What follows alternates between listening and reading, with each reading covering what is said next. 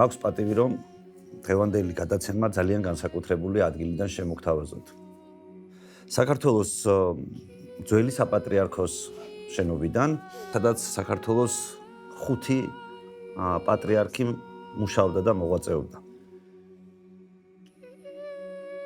პატრიარქი ხევის შვილია, თვითონ ხშირად ამბობდა ხოლმე მთის კაცი ვარ, მთაში დაბადებული და გაზრდილი კაცი ვარ.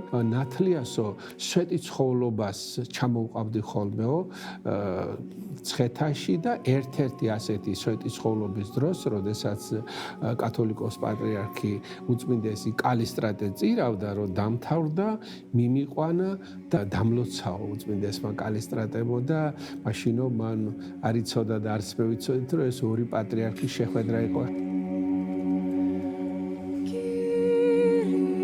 23 დეკემბერს ხდება ილია მეორის კურთხევა. ყველა ბედნიერი არ არის ილია მეორის პატრიარქად არჩევით, როგორც ჩემთვის არის ცნობილი. ის ხელოვნური გაუცხოების კედელი, რომელიც ეკლესიასა და ხალხს შორის იყო აღმართული, ეს უნდა დანგრეულიყო.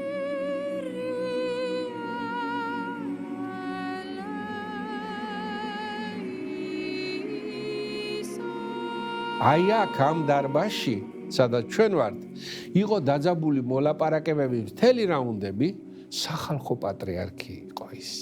და ეს აჩვენა კიდეც 2026 წლის 17 მარტიდან 22 მარტამდე დაკრძალვამდე რა ხდებოდა საქართველოში.